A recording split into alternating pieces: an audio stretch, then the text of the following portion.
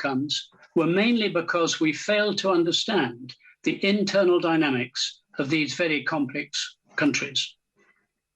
So I support the previous calls by other noble lords for a wide-ranging inquiry, and the sooner the better, so that lessons can be learnt.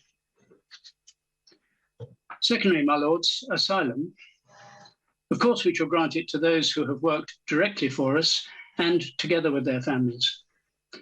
And the same should also apply to female judges and officials, as the noble Lord Judge has pointed out. But we do need to be careful. The scale of further applications from Afghanistan could be huge. The Afghan population is now about 40 million, and there are a further 5 million who are refugees, mainly in neighbouring countries. The British government have recently made a promise of eventual settlement in the UK to 4.5 million people from Hong Kong. And meanwhile, our own society is already struggling to cope with the massive levels of immigration that have averaged 300,000 a year, and that's despite 10 years of promises to reduce it. This has driven population growth of 7 million in the last 20 years, placing considerable strains on our social cohesion. My lords, the noble Baroness Casey pointed out in a 2016 report that there are, quote, worrying levels of segregation and economic exclusion in different areas of the country, the UK, of course. She's right. So the government should be very careful about adding to our difficulties in this very delicate area. Lord Val. Thank you, my lords. One or two facts we might like to face. Firstly, what has happened is quite predictable. President Trump announced the withdrawal from Afghanistan. President Biden confirmed it. We knew it was coming, we just don't seem to prepare very well for it. Secondly, President Biden is accused of not talking to his allies. But what have they got to say? Please don't do it, is all they would have said. If I was him and sitting in Camp David, I would have said, yes, well, let's not waste the breath. We know what they're going to say. And thirdly, of course, the United States is fully within its rights to withdraw.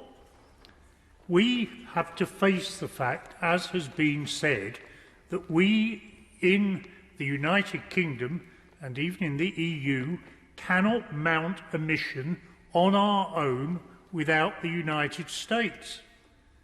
But we're dependent on the United States as to where the mission goes. 90,000 US troops out of 130,000 at the height.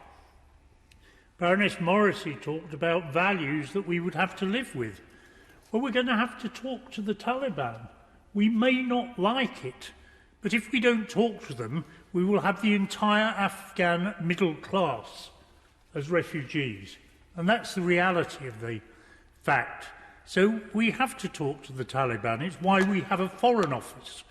As Margaret Thatcher famously said, the job of the Foreign Office is to talk to foreigners. I suggest that the Foreign Office should settle down and start to make some contact with the Taliban and talk to them about what their plans for the country are, because it's going to still be there and it's going to be right on the edge of all of our concerns. Point has also been made that Afghanistan was the first NATO Article 5 operation. Yes, it was, because we could never agree on an Article 5 operation anywhere near Europe. And I predict to you that we couldn't now. If Russia decided to move against the Baltic states, you might just about get an Article 5. But if they moved against the Ukraine, I'm not sure the Baltic states would support an Article 5 because they would be worried about themselves. So the biggest job for the Foreign Office and the Ministry of Defence in the coming time is to start to talk seriously in Europe about what we want to achieve in the world. And this is where my noble friend Lord Cormack was absolutely right. We talk about taking back control. We haven't taken back control. We've abandoned our international duties. And it's about time the Foreign Office got back to its job of talking to foreigners and looking after British interests. Baroness Sherlock. My lords, I endorse all that my noble friend Lady Smith and so many noble lords have said about the horrors unfolding in Afghanistan and our responsibility to act. With so many people so desperate to flee, it's good that there will be a resettlement scheme, but it needs a scale and an urgency that is so far missing. And ministers also do need to be flexible in their response to Afghans at risk who couldn't wait for help from a scheme as yet unborn, but fled through whatever means they could find, like generations of refugees before them. That's a reminder of why the world needs the Refugee Convention and why we should do nothing to undermine it. But my lords, I hold the higher education brief, so it falls to me to ask specifically about Afghan students. The Minister will have seen the letter sent to this year's Afghan Chevening scholars, saying they could no longer come to Britain as the British Embassy in Kabul didn't have the resources to process their paperwork. The letter acknowledged this was disappointing, but said they could defer until next academic year. My lords, this came while Afghanistan was in meltdown. Some of these students are women. Did the FDCO-CDO really think they could just take a gap year and then maybe ask the Taliban if it's okay to fly to London to take a master's programme next September? Well, lords, this really raises some questions about grip. Now, I really welcome the U-turn and the assurance from the Lord Privy Seal that government is doing everything possible to accelerate the visas of achieving scholars. But this delay will have made things more difficult and dangerous. These students have been identified as future leaders and are therefore an obvious target for any radical group. So can the Minister tell the House what is being done to ensure their safe travel to the UK? Are they being guaranteed a place on a British flight out of Afghanistan? If so, how will they be supported to reach the airport safely? More widely, can the Minister tell us how many Afghan students are presently in the UK? And what support will be given to those who don't feel safe to return home? Will they be eligible for resettlement, or will they apply for asylum in the usual way? And what will happen about visas for students due to join or return to higher education courses here? Well, the British Council in Kabul plays a key role in administering the Chevening programme. The Minister will know that in 2011, the British Council in Kabul was attacked by the Taliban, which led to 12 fatalities. British Council staff are extremely vulnerable, as the noble Lady Baroness Cousins has already pointed out. Yet it seems that school ambassadors and other locally engaged British Council staff are still not automatically included in the scope of our relocation and assistance policy. Can the Minister clarify if that's true? And if so, can he assure the House that swiftly steps will be taken so all British Council staff will be supported? My lords, like many others, I have wept more than once watching the television coverage in the last week. But the thing is, Afghans don't need my tears. They need our help, practical help, urgent help, and they need it right now. Let us step up to the plate and give it to them. My lords, Lord Horham has withdrawn from the debate, so I call Baroness Bennett of Manor Castle. My lords, it's a great pleasure to follow unexpectedly the noble Baroness Lady Sherlock. My noble friend Baroness Jones of Moulscombe has already focused on the issue of our essential responsibility to provide refuge for the people who served us and to whom we promised safety. And in the other place, Caroline Lucas highlighted how the government's planned Nationality and Borders Bill would criminalise a woman fleeing from the Taliban with her children, an intention the Home Secretary has reportedly confirmed since my Green colleague spoke. So I'll follow the noble Lord Newby in my brief time in looking at the bigger picture, given we now have to urgently make a root and branch review of our nation's place in the world, and of immediate import, end exercises in US-inspired sabre rattling, as the noble Lord Lamont has said. And as the noble Baroness Lady Halleck said, the integrated review of security, published just in April, is already hopelessly outdated. The tragic events in Afghanistan are a powerful indicator of the post-hegemon world in which we now live. We must never again see the UK blindly following the US, particularly into war, but also into other dangerous international policies. The UK should be working through international institutions within the rule of international law, working with like-minded nations to strengthen and support these mechanisms. That can start with working to rally the international community to present a common front to the Taliban, demanding respect for human rights and democracy. Next, the UK needs to stop pumping out weapons into a world awash with them. The Taliban is now extraordinarily well armed. Of the $83 billion the US spent on Afghanistan's army and police, a very large percentage was on weapons, now largely in Taliban hands. In the past decade, the UK has licensed the sale of £16.8 billion worth of arms to countries classified as not free. The standout obvious disaster is Saudi Arabia. Since the war in Yemen started, the UK has licensed the sale of £20 billion worth of arms to it. The use to which our weapons are now being put by Saudi Arabia are indefensible. But when regimes like this fall, as such regimes always fall, where will those weapons end up? Likely in hands like the Taliban's. We must stop being arms pushers. Finally, there's our nuclear weapons, acquired in the Cold War, now a long-gone era. I can only assume that when the noble and gallant Lord Houghton of Richmond was referring to totemic platforms of a bygone age, that was one weapon that he had in mind. They are, of course, in the Afghan crisis, irrelevant. They keep us in the club of nations who have hideous weapons of mass destruction, while use is unthinkable.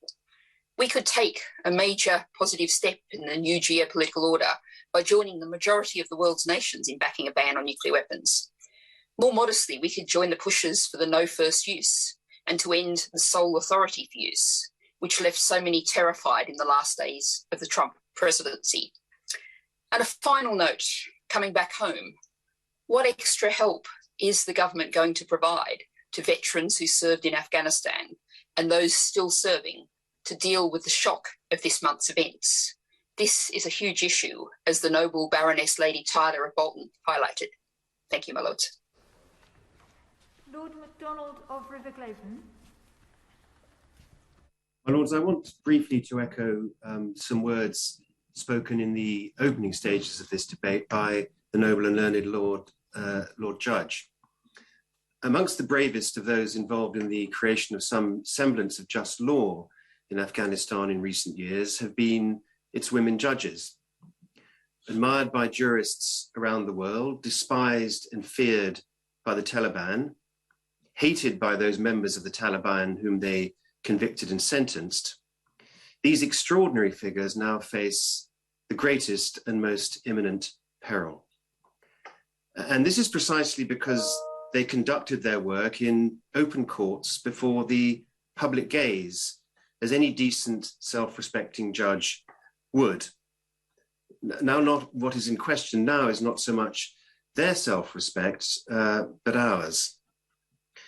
What will our country, a safe harbour and international advocate for judicial independence, do to help those who are perhaps its most courageous contemporary practitioners? Well, my lords, I can do no better, I think, than to quote the president of the International Association of Women Judges, who's said this: "We urge governments to include the Afghan women judges and their families who are in such a desperate and precarious position in the special measures extended to interpreters, journalists, and other personnel. By serving as judges and helping to develop the Afghan judicial branch, women judges have helped to establish the rule of law in their country. Allowing them to be at the mercy of the Taliban and insurgent groups, given what they have sacrificed, would be tragic indeed." My lords, I would only add that it would be not so much tragic, perhaps, as shameful. Our country has some claim to be the birthplace of the rule of law, and we certainly proselytize for the rule of law around the world. And so, like the noble Lord Goldsmith, I do urge the noble Lord the Minister to confirm in his reply that the brave women judges of Afghanistan will be among those groups offered succour and refuge by the United Kingdom. Lord Whitney Lister. My lords, the invasion of Afghanistan, a combination of regime change, although yesterday President Biden said that the USA was not in the business of nation building, and the need to stop Al-Qaeda and to confront their leaders after 9/11, was then quickly followed by by the Second Gulf War and the invasion of Iraq with no clear endgame other than regime change and failure to think through what would happen when we won, the total dismantlement of the Ba'ath Party and anyone involved in government, and we left a vacuum that we have struggled ever since to fill.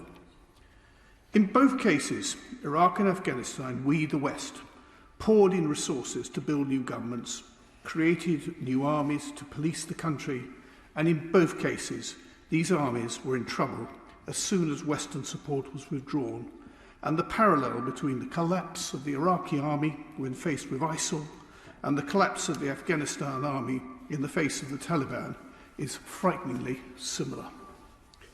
It is not that these armies were populated by poor people, and many had been fighting for the Taliban for many years with great bravery and have paid a terrible price with the loss of troops. But in both cases, they struggled to handle a well-motivated opponent and were saddled by weak politicians who in turn had done nothing to stop corruption and political patronage within both the military and the government. We cannot now walk away and say it was only a matter of time until the Afghanistan government collapsed without Western support. The Trump administration undermined the Afghanistan government by negotiating directly with the Taliban, and again little thought seems to have been given to what happens as the USA leaves, and we and others went in there to support a US-led invasion, and from what I can see, were never part of these negotiations. We must now, therefore, as a House, ask what the government policy is in Afghanistan. President Biden might not want to do nation building, but we will not deal with the terrorist threat until we help Afghanistan create a stable government free of corruption and which recognises it is not in their people's interests to harbour terrorists. This is, I'm afraid, going to be a long journey, and one that, regrettably, I suspect will not be achieved without future intervention at some point, and I don't think anyone believes that Afghanistan won't be a new home for ISIL, Al-Qaeda and other terrorist groups. They are there already and are not going to be leaving anytime soon. Most immediately, we need to be assured that we have an anti-terrorism monitoring and intervention capacity in that part of the world. As we have closed all our bases, I struggle to know how we are going to do that. And to do this, we must start to engage with our friends, and look at opening up direct links with the Taliban and start negotiating, as has already been said. And for that, we are almost certainly going to need an embassy, and that's going to be no easy task. And recognition of the Taliban as a government, which will come in due course, must come at a cost, and that cost has got to be in curtailing terrorism, curtailing drug exports, and becoming a worthy member of society. Thank you. Lord Strasburger. My Lords, I won't repeat the many calls for urgent humanitarian action articulated by most of the previous 99 speakers around the House, which of course I support. In the short time available, I will instead focus on one issue: why? Why has the manner of our withdrawal been such a shameful shambles? Why is our nation's previous reputation for integrity and reliability now shot to pieces?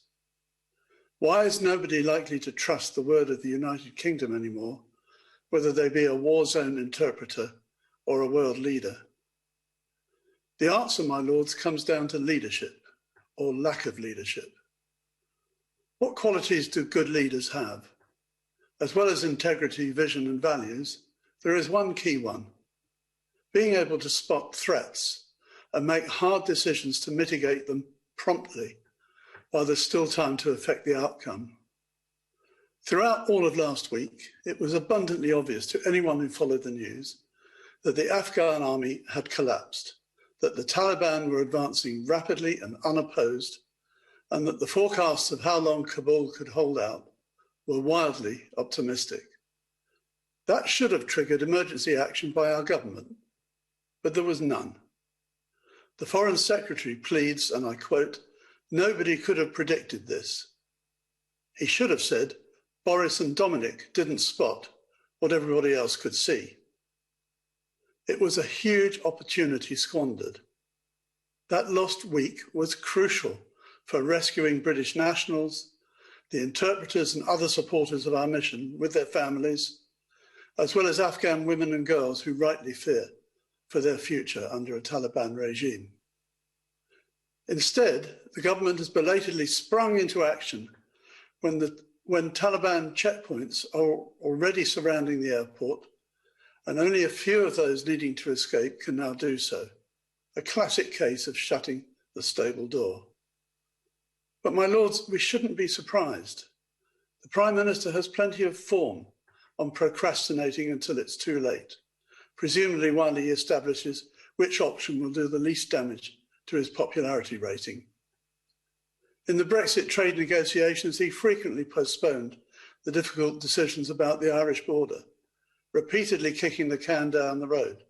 And as a result, in a last-minute stitch-up, was saddled with an unworkable protocol, which he himself now repudiates. In spring last year, he did it for weeks, over calling the first lockdown, and in autumn about blocking travel from India to prevent the new variant taking hold. The result in both cases was an increase of many thousands in how many Britons became ill and died. So this fatal indecisiveness is not new. It's part of a pattern. My lord, the sad fact is that we have a Prime Minister who's temperamentally incapable of acting until after the chance to make a difference has gone. That's why we have this latest disaster. This is not leadership. It's a leadership vacuum, and it's costing our country very dearly.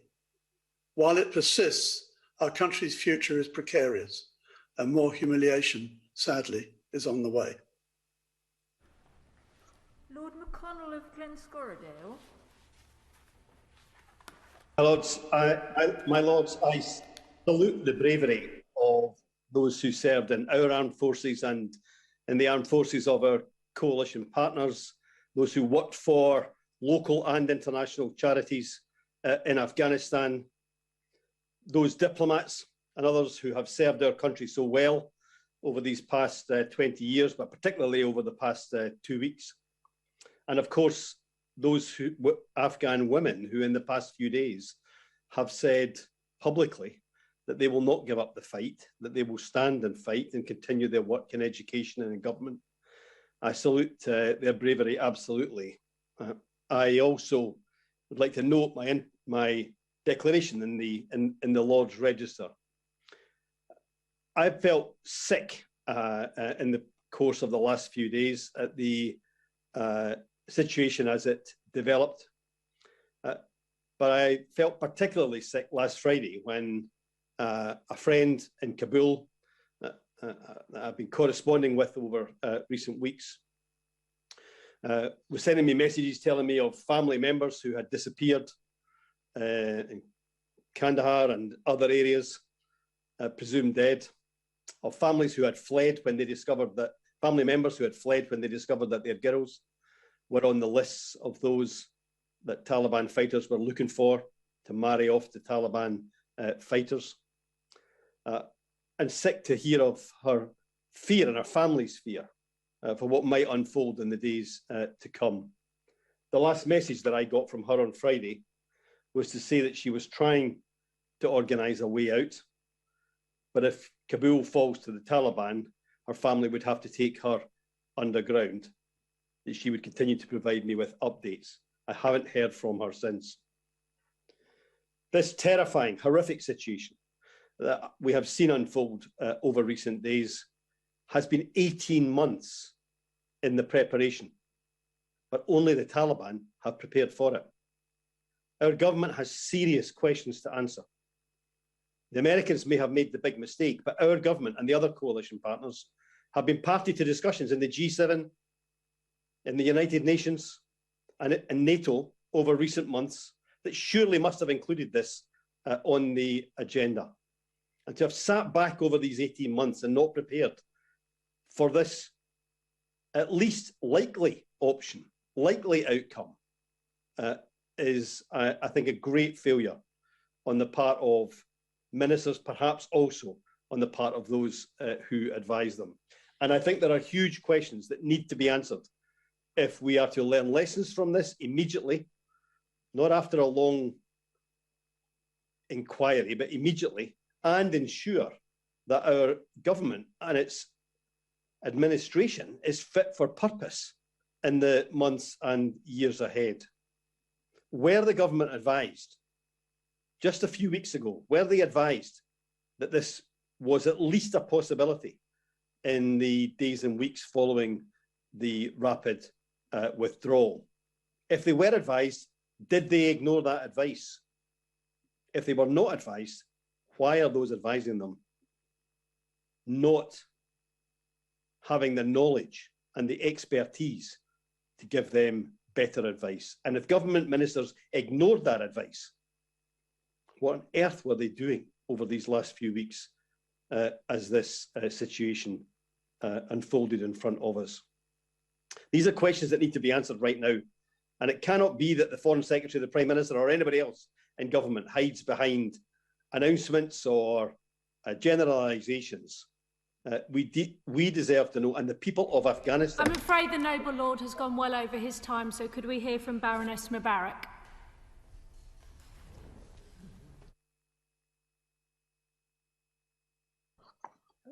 My Lords, like other Noble Lords, I too refer to the recent report of the House of Lords Select Committee on International Relations and Defence, which stated that the UK has shown little inclination to exert an independent voice and policy in Afghanistan, and that instead it has followed the lead of the United States and been too reticent in raising its distinctive voice. My Lords, it is time for the United Kingdom to have confidence in its own instincts and in raising its own voice. After all, the UK has a long history with and knowledge of not just Afghanistan, but of the whole region. And my Lords, it is time to treat regional allies with respect, something which has been distinctly lacking by the US. Allies such as Pakistan have been on the front line and have paid a very heavy price, both in economic impact and in loss of life over these past 4 decades as allies of the West. This should be acknowledged. Instead, the United States has used such allies as scapegoats to distract from its own failings. The United States must show, and we too must show, some humility and rationality after the events of the last few days. The fact that Pakistan was excluded from the UN Security Council sessions on Afghanistan on the 16th beggars belief. It has a greater understanding of the Taliban and their mindset and the political and religious dynamics of Afghanistan than any other country. After all, it has had to deal with the Fatah region within its own borders. My Lords, conscious of the kind of murderous acts the Taliban committed within their own and neighbouring countries, such as the brutal murder of 141 school children in Peshawar in 2014, it is difficult to say this, but they must be dealt with tactfully. And I do not refer to formal recognition, which is a matter for our government, but tactful engagement. The stark reality is that it is the Taliban who are now the ones in charge in Afghanistan. Despite Taliban assurance that everyone will be afforded safety and security, many are fleeing, and many thousands of refugees have already crossed through the Spin-Baldak-Chaman border into Pakistan in the last few days. Chaos and catastrophe unfolding as we speak. Pakistan and other neighbouring countries no doubt will be more than concerned of terrorists and their warped interpretation of a great religion entering their borders under the guise of refugees. My Lords, we have to admit that despite the noble efforts of our servicemen and servicewomen over the last 20 years, and despite achievements in certain spheres such as education and health, things have hardly been a resounding success for Afghanistan's economy. Still one of the poorest nations on earth, corruption has been left to fester, and narcotics production under the recent Afghan government was at an all-time high. As things move forward, it is incumbent on the international community to help build Afghanistan's economy in a sustainable way. For even more than aid, which will be necessary, it is a strong economy which will bring political stability and ultimately peace and prosperity to the ordinary men, women, and children of that country. I now call Viscount Waverley. My Lords, advocating and defending principles is honourable, but the time has come to ask deep questions as to whether a strategy that creates vacuums and a quagmire of devastation and despair in the elusive quest for democracy and civil liberties as being self-defeating.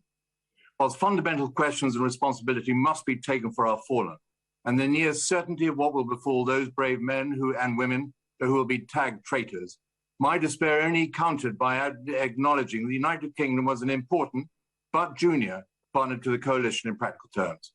This does not excuse government, however, from responding to key questions. Although it came as no surprise, why did HMG, with all its historical experience of Afghanistan, fail to anticipate the rapid collapse of government and the Taliban takeover? What was our post-withdrawal plan for Afghanistan in the run-up to Western withdrawal? What are our plans now in the light of the Taliban takeover? And how will the government, with the discredited Western alliance, seek to counter all this? The United States has a moral obligation to Afghanistan, but has now lost credibility, if not all. The writing was on the wall from the start. There was never going to be a political and military solution with the imposing of systems through the prism of Western capitals to the exclusion of culture and history. That was our undoing. Reflecting on my forays into Afghanistan over earlier years, meeting all manners of people, learning of missed intelligence, leave me questioning an imposed, corrupt, centralized democratic governance of Afghanistan as untenable, although to an extent, that is exactly how it may end up. In defeat, my lords, we should not be looking as to how this debacle is exclusively detrimental to our interests, but rather consider the detriment to the people of Afghanistan. The potential lot of women defies comprehension. Western media and we in Parliament should not be fooled by the dichotomy of the Taliban's political wing with their suave messaging to events on the ground. I listen with dismay to a heart-rending message to world leaders about what is to befall women. Shame on you. We have no hope, and Afghanistan has been taken back 200 years, ending with the most telling, and I quote, "We are disgusted." Omens are not good, with a Talib leader confirming worst fears. On the broader front, our involvement in Afghanistan has sullied our reputation and laid open a comparative advantage to the very relationships that government policy castigates, to which read Russia, China, and Iran. Has the time come when far-ranging strategy towards all three be considered? They will undermine proposals, use vetoes, matter how pragmatic, by playing their respective hands with the eye to the main chance. My lords, whilst all the negative effects of the narco trade should not be underestimated, but given the Taliban are a creature of Pakistan's ISI, what of covert support by ISI? Although I'm hearing that they have firmly informed the Taliban that they will need to deliver on the moderate approach they claim to have adopted if they wish to stay in power. Complexities such as the inability of the Saud family and government to rein in wayward family members with their abundant wealth and extremist religious ideology remains a concern. Anticipate proxy organizations supporting terrorism into the Western world, with Al-Qaeda setting up Afghanistan as a base for operations with far-ranging tentacles in a wholesale network of terror stretching across the Sahel into Mozambique. My lords, my prognosis is bleak, and I trust wide of the mark. We cannot and must not abandon Afghanistan. Thank you. I now call Baroness Gowdy. My lords, I would like to pay tribute to both all the military services and the diplomatic service and others who have been working together in Afghanistan for over the last 20 years, and for those who've lost their lives, and to pay tribute to their families and those who I've been privileged to work with. My Lords, for 2 decades, the Afghan women have been leading efforts to build a brighter future for Afghanistan, encouraged by us, by America, by Canada and other countries, working hand in hand to make their country a better, freer, safer place. Now the Taliban takes control of the country again, and these women activists are at risk and at the top of the Taliban hit list because they stood with us and we encouraged them. When the Taliban came to power over 20 years, women bore the heaviest price. This time there will be no different. It is already. As we know today, women with their children were unable to go to the checkpoints without somebody coming to go with them. It was terrible, they were turned back. We are hearing that Afghan women, that their homes are being invaded, their organizations are being looted, and they're fearing their lives for their families. We're seeing girls being told they're not to go to school anymore, women being told they can't leave their homes except with a guardian. As I said earlier, women activists are at the top of the Taliban kill list. They are targets for kidnapping, torture, and assassinations. But the United Kingdom and the US government have not prioritized getting this group of heroines to safety. By leaving them behind, we're abandoning our allies and we're abandoning future generations of the great who are in the greatest of need. It is not too late. We can still keep the promise to our partners. What is the United Kingdom's ARP scheme to accommodate women peace builders who the United Kingdom and other countries supported for their work with women who we trained through peace and security? How will we propose visa scheme for the most vulnerable Afghans to ensure not over the next 5 years, but over the next 5 days? It includes women and girls who have supported UK's work on peace and security throughout and on the borders of Afghanistan. We know that we work closely with America, bringing women from Afghanistan, from Iran and from Pakistan to try to do peace building between the 3 countries. What is it for these women? And how will the UK ensure that all the work on girls' education will not be reversed, and how will we keep the momentum going? And how we will ensure that women and girls get safely to the airport, as I've asked you previously. Further, my lords, what is our proposals for the long-term peace talks? And will we ensure that at all peace talks that there are 50% of women at the table, regardless of the Taliban's asks? We have to have women at the peace table. And further, I agree with my friend Lord Hayne that in the words of Jonathan Powell, who I have a great respect for and have worked with many times, that we have to talk to the enemy. Because if we do not talk with the Taliban, we will not know what's happening. So I'm pleased to hear from the Noble Lord how we're going to deal with these things immediately. There is not time, as the Home Secretary thought this morning on Sky. My Lords, I'd like to pay tribute to the 457 British military personnel who lost their lives in Afghanistan and the many thousands who have been injured. I do not think their sacrifice was in vain. I think they kept us safe for 20 years, and I think they changed the lives of millions of people in Afghanistan. I'd like to pay tribute as well to the hard-working staff of the Ministry of Defence and the Foreign Office who are in Afghanistan and indeed in Whitehall, working tirelessly to make something out of the crisis that has been created. This has been a very wide-ranging debate. It has covered, as it were, the blame game, and it is ranged widely on Britain's place in the world, given what has happened. And I would like to contribute thoughts on that, but not in this debate, given the number of expert speakers who have participated and the short time allowed. Instead, I wish to concentrate on one narrow issue, which is the role of arts and culture in Afghanistan, where Britain played a very leading role in regenerating Afghan culture, and the support that we must now give to those who helped us undertake that work. My attention has been brought to numerous important cases, and I would hope that ministers will focus on those as well as on the other very urgent cases. My attention has been brought, for example, to the extraordinary Afghan teacher Aziz Royesh, who set up the Marifat High School, which educates 4,000 children, half of whom are girls, who I gather has now made it to the airport and is hoping to be airlifted with his family either to the US or the UK. But there is a prime example of an individual in Afghanistan who, as it were, stepped up to the plate with the opportunities provided with the defeat of the Taliban to make a real difference, but who is now a target. But I also think of the staff at the National Museum of Afghanistan. There are 8 curators and their families whose lives are in danger. They are the ones who are considered to have, as it were, collaborated with the West when all they were doing was restoring their own country's cultural heritage.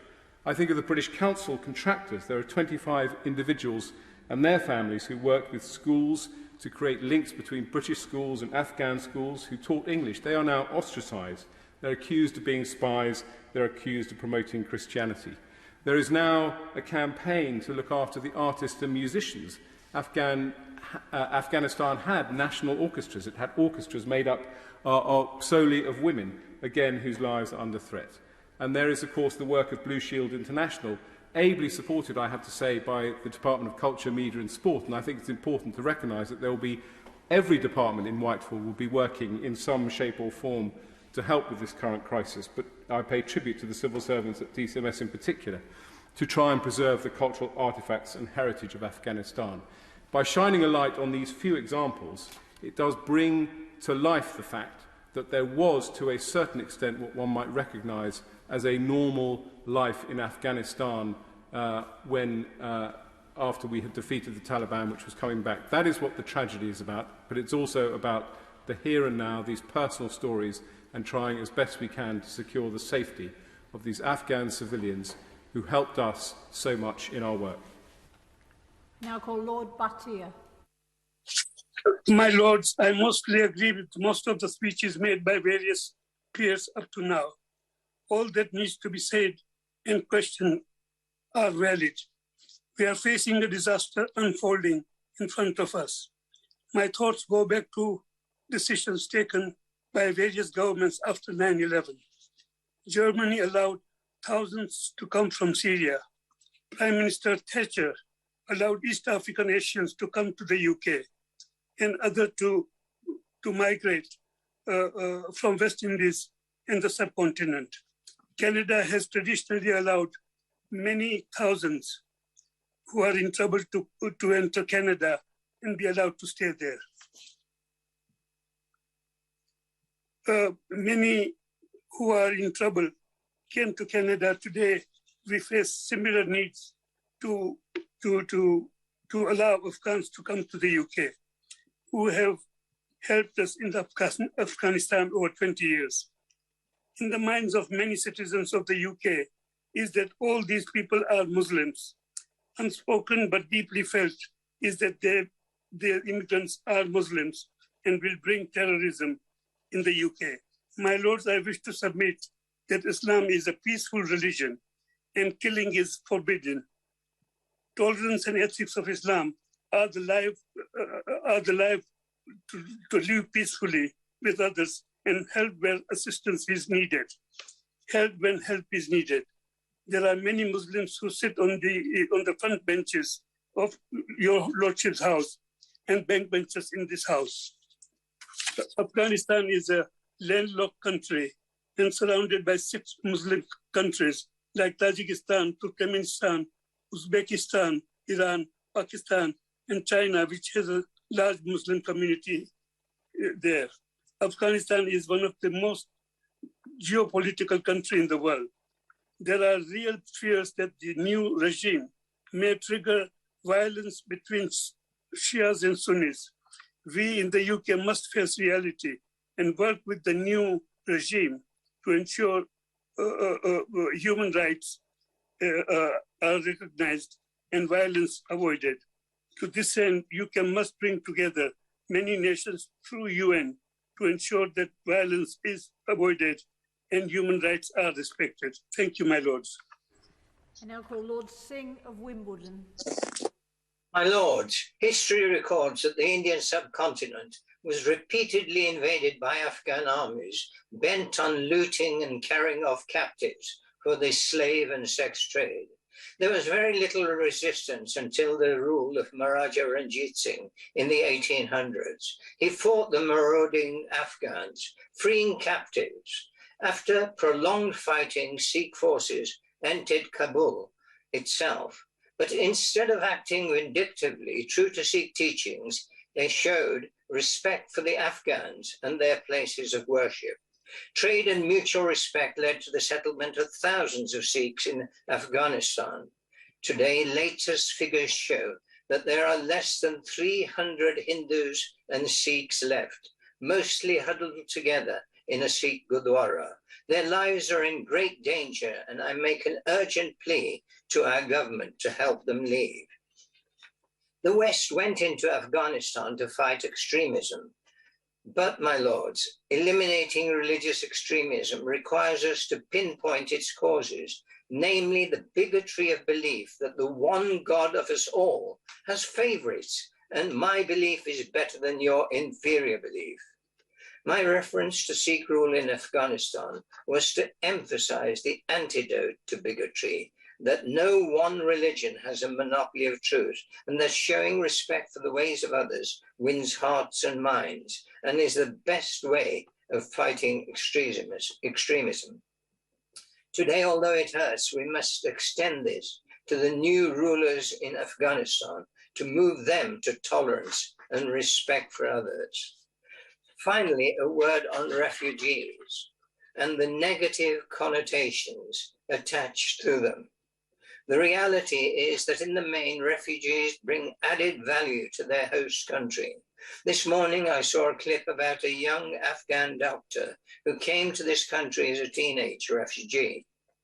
Another with family trapped in Afghanistan who works with my daughter in a South London practice came as an infant and now is a leading voice in primary care and a frequent contributor to the BMJ and other publications.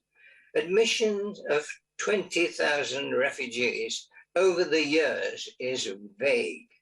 Will the noble Lord the Minister support my plea that this should be changed to 10,000 in the next 12 months to help those now in real and imminent danger of their lives? Baroness Jolly. My Lords, I would like to echo the gratitude of noble lords for the efforts and sacrifices of our armed forces over many years in Afghanistan.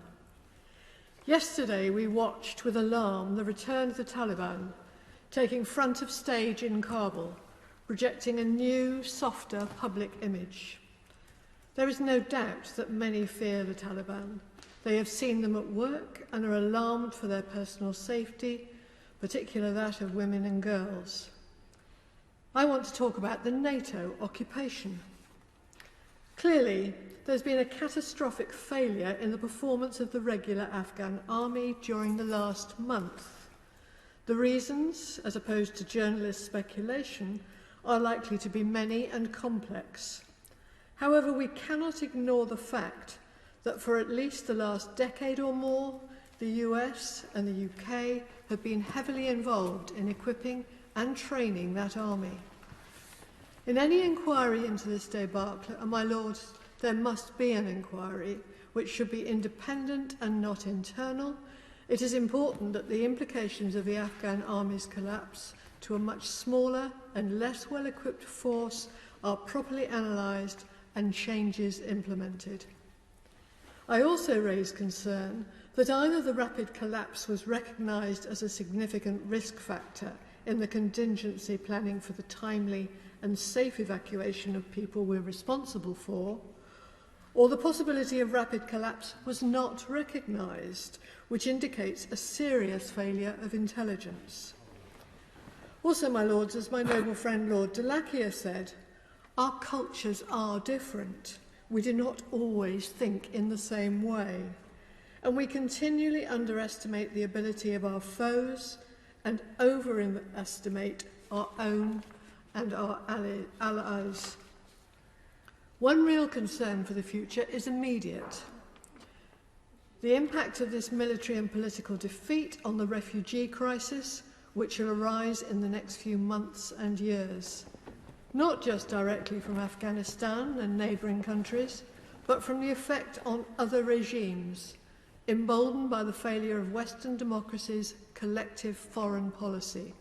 For example, sub-Saharan Africa.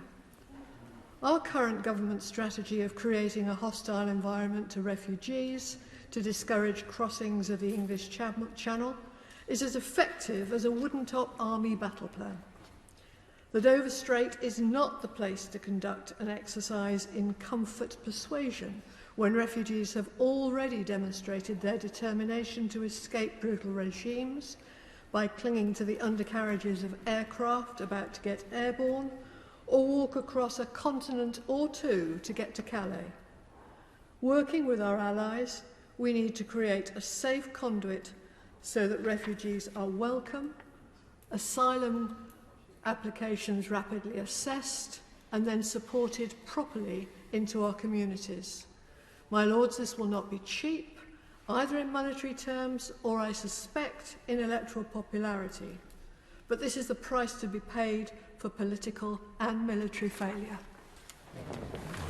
The events in Afghanistan are truly shocking, but there is nothing that your Lordship's House can say today which can change what has happened.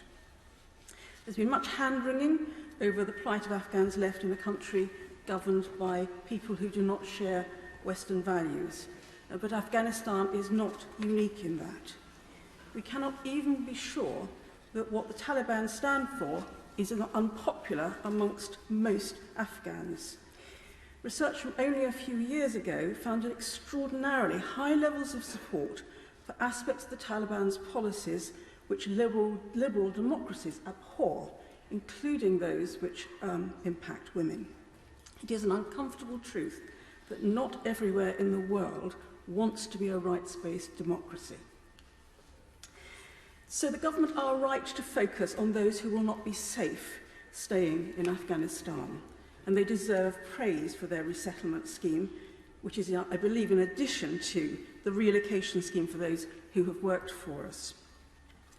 Unlike many noble lords who have spoken, I do believe that limits are necessary, and I completely support the government in that. The welcome of the British people for refugees will be sincere, but it will not be infinite.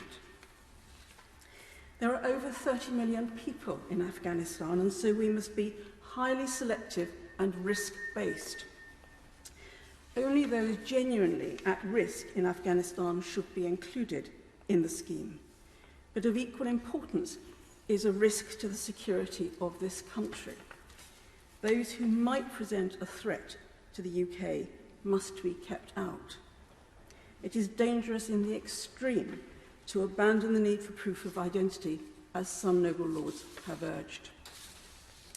My Lords, the government must also step up efforts to deter illegal entry, which is already at intolerable levels. The Nationality and Borders Bill, which your Lordships will consider fairly soon, must become law as rapidly as possible. My Lords, I'm not sure this recall of Parliament was actually needed. We have recorded our shared horror and our shared shame, and a few political points have been scored. But did we really need to come back from recess to do that? There are many issues which are far more important to the British people than that. Now call Lord Treesman. My Lords, it's hard to know where to start on an Armageddon of an event, but it is barely surprising. The repeated warnings of a power vacuum, the endless opportunities for Taliban military, social and political position building, the final optics of the US midnight flip from Bagram, and the Afghani leaders jumping ship or switching sides all propelled us to an inevitable outcome. It is pointless for our Foreign Secretary to affect surprise.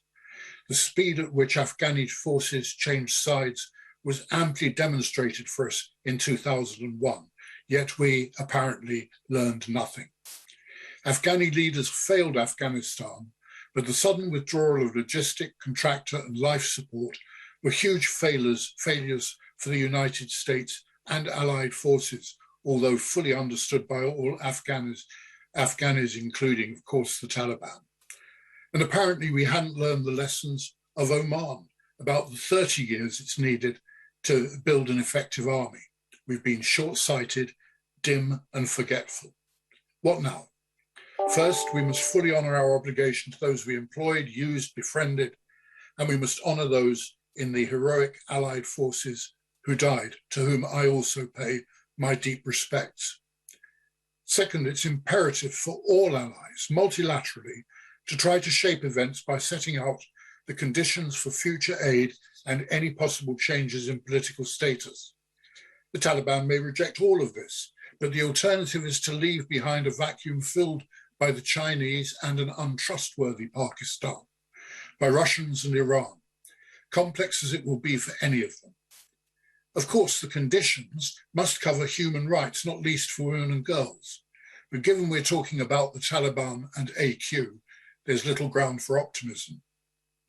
Indeed, we will have now paltry intelligence on them on the ground, or on any terrorist intentions of other malign actors. Thousands of AQ terror prisoners have already been released.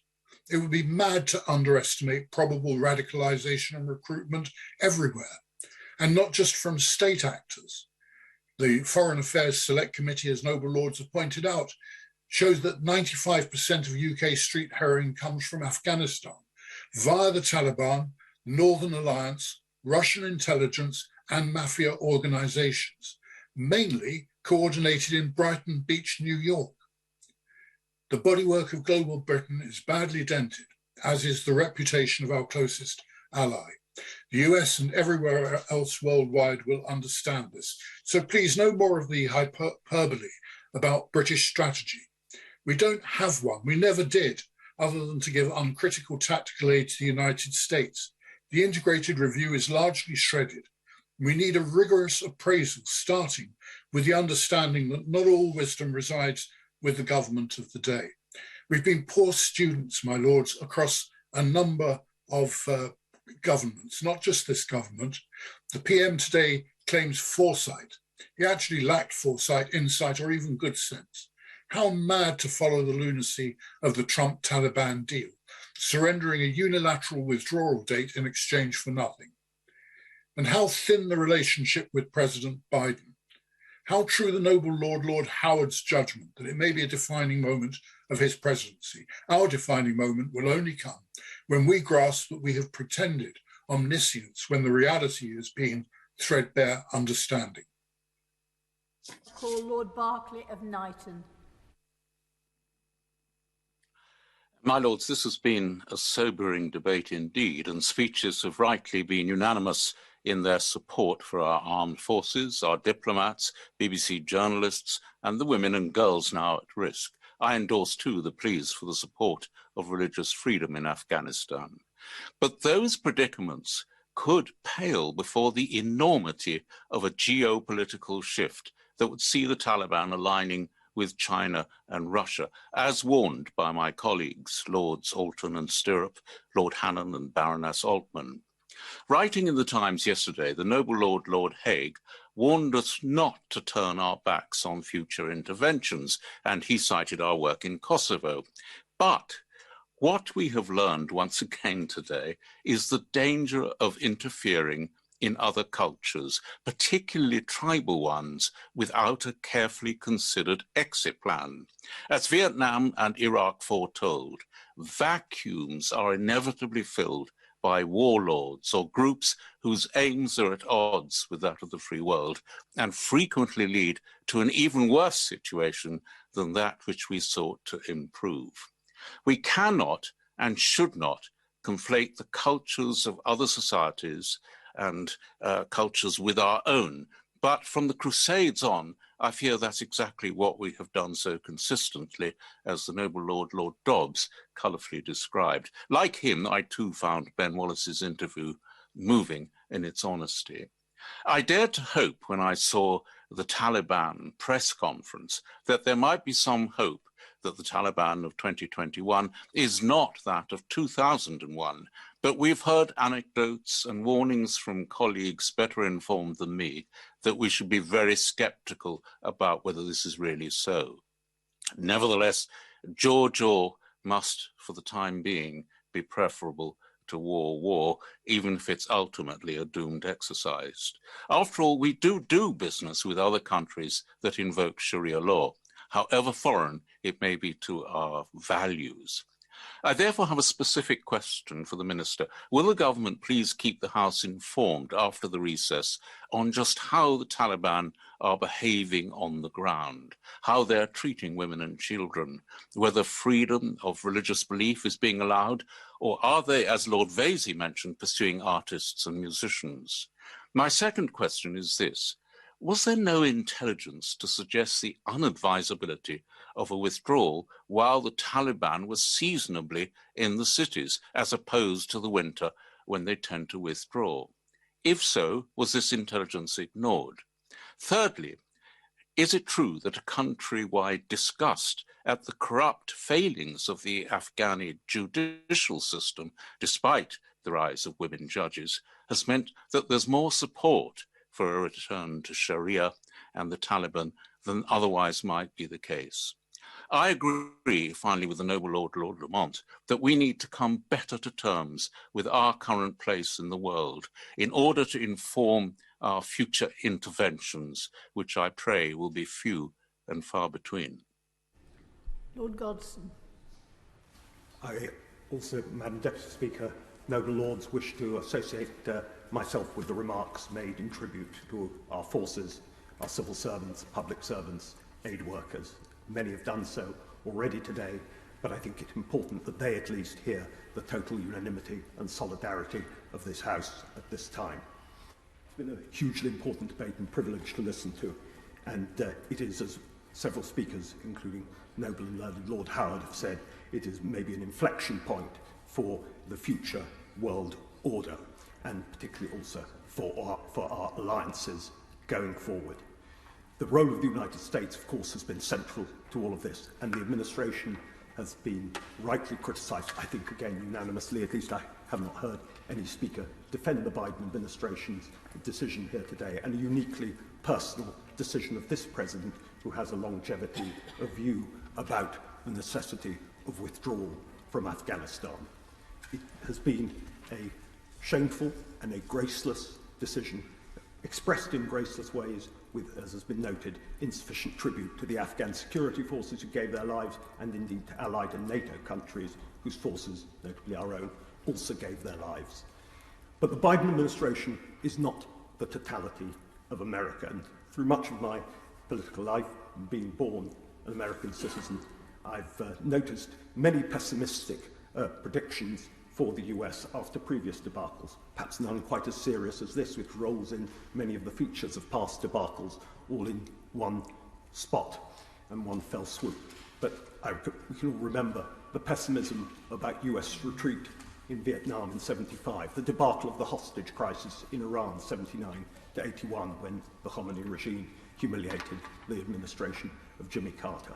I was working in America when the debacle of the bombing on the US Marine barracks in Beirut and the subsequent humiliating withdrawal of US Marines and other forces took place. So I can well remember all of those things. The one thing which I would say at this moment, because of the Biden administration, is not the totality of the United States and of its polity, is that America has an enormous resilience to bounce back from these debacles, to reappraise, to regather, and to regroup. It is interesting, despite the implication that for political reasons that the Biden administration withdrew so rapidly from Afghanistan, it is interesting that the latest polling numbers indicate a 20%, from Politico pollsters, indicate a 20% drop in US public support already for the withdrawal from Afghanistan. So humiliating and abject are the terms, even though they do not object per se to the idea of the withdrawal, the way in which it's been conducted is very obviously so unsatisfactory and degrading as to prompt that. So it is not the totality of the United States public opinion either, and it may be that in the coming days and months, anti-interventionist groups such as the Quincy Coalition will see a further erosion of their support, as well as the American public takes a look at what has been done in their name and whether that is indeed in the United States' national interest as well.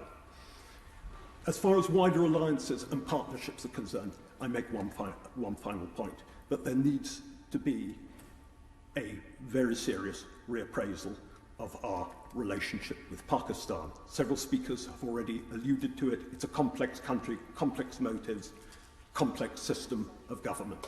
But I would ask the Minister whether he would be willing to consider the possibility, since the UK government has just set up an Office of Net Assessment, to have a net assessment of our relations with Pakistan and broader countries in the region, to have a sort of overall look at now that we have this inflection point as to what can be done here now. I give way and thank Honourable. Now call Lord Garnier. My Lords, I draw some comfort from what my noble friend Lord Godson has just said. But as many have already said, there's no benefit today in complaining about the actions of the United States in pulling out of Afghanistan or the casuistry deployed to justify their decision, despite the obvious and terrible consequences of their doing so for the people, and especially the young women and girls of Afghanistan who face a dark future of repression and sexual abuse. But if the 20-year sacrifice of our troops and the appalling events in Afghanistan of the last few days tell us anything, and I wish it were otherwise, these events highlight some of the unwelcome but undisputable truths about our own country, our international standing, our government and its leadership, which cannot be ignored. My noble friend Lord Hannon of Kingsclere said that we live in a time of poor options. He's right. But in a time of crisis, the United Kingdom looks to its Prime Minister for an informed opinion, resolution, clear policy, readiness for the unexpected, and a sense of purpose. We expect as a member of the United Nations Permanent Five, as the second most important member of NATO with a once recognised reputation for probity, steadfastness and for national honour, and as a country with the ability to project power diplomatically and militarily, to have some, if not an overriding influence on the President of the United States and other allied leaders. But it seems we have none. My Lord, Mr. Biden did not ask for our views because he didn't consider them important, nor us a serious interlocutor. And judging from the G7 conference in Cornwall, we're not taken seriously by the leaders of France and Germany either. It doesn't take much imagination to work out what Presidents Xi and Putin think. The new government of Iran and the Afghan Taliban now know enough about us to plan their futures untroubled by concerns about what we can or might do. We have arrived at a situation where neither our closest friends nor our foes pay attention to what we say or do, and our ambassador and armed forces are desperately trying to save people from butchery in Kabul. When Margaret Thatcher chided President Reagan for invading Grenada, he apologized. When at the start of the Iraq crisis in August 1990, she told President Bush Sr.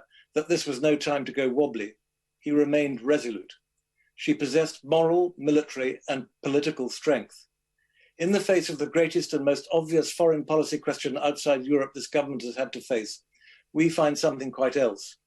I'm afraid we find a failure of leadership, absence from the bridge, delayed decision-making through inadequate intelligence and poor assessment of information, and a lack of preparedness. My Lord's, government is difficult, but it's not a branch of the entertainment business. I'm not as subtle as my noble friend Lord Howard of Lymm. There is a vacuum at the head of government. It is not only nature that abhors a vacuum. Call Lord Seeker. My Lords, the tragedy of Afghanistan has been exacerbated by power games played by major nations. In the 1970s, Western powers were not willing to accept a communist government in Afghanistan and sought to undermine it by arming and funding the insurgents. The Soviet Union responded by invading in 1979 to prop up its client state. The US and Western state powers responded by creating and funding Al-Qaeda. Yet still there is no reflection on the funding of terrorist organizations to further political objectives. The UK government has continued to suppress documents relating to its support for Al-Qaeda. The Taliban itself came out after counter-revolutionary insurgency organized by the CIA in the 1970s and 1980s. The objective was to overthrow the country's government. Eventually, the Soviet Union was driven out, but rogue elements gained power. As the noble Lord Suri earlier reminded us, during the 1996 to 2001 brutal rule of the Taliban regime, minorities, including Hindus and Sikhs, were forced to wear yellow badges, reminiscent of the yellow Star of David that Jews were forced to wear in Nazi Germany. Yet there was only muted protest from Western powers. The 9/11 tragedy changed that. The US-led war on terrorism somehow became an expensive occupation. The attempts to build Afghanistan in the image of the West have failed, just as they have failed in Iraq, Libya, Syria, and elsewhere. The result has been chaos and deaths of thousands of innocent people. We need a fundamental rethink of foreign policies. My Lords, I have 3 questions for the Noble Lord Minister. Can the Noble Lord Minister assure the House that an independent inquiry will examine the folly of the UK's foreign policies? Secondly, why did the government not designate the Afghanistani Taliban as a terrorist group under the Terrorism Act 2000? Thirdly, what are the government's preconditions for any recognition of the Taliban government in Afghanistan? Thank you. I now call Lord Cromwell. My Lords, the many preceding eloquent and erudite speeches reflect perhaps a measure of agreement on a number of points. We went to Afghanistan with the US and others largely to strike successfully at terrorist capability based there. But my Lords, there's an Afghan proverb which says, community is not created by force. The mission creep that followed resulted in a far wider, laudable, but much longer term set of objectives being taken on. In the subsequent 2 decades, many have died and been injured, and I join in the condolences and tributes expressed by other speakers today. It's for others to decide whether the sacrifice was worth it, but as other noble lords have said, it did disrupt terrorist activity and kept our country safer from attack.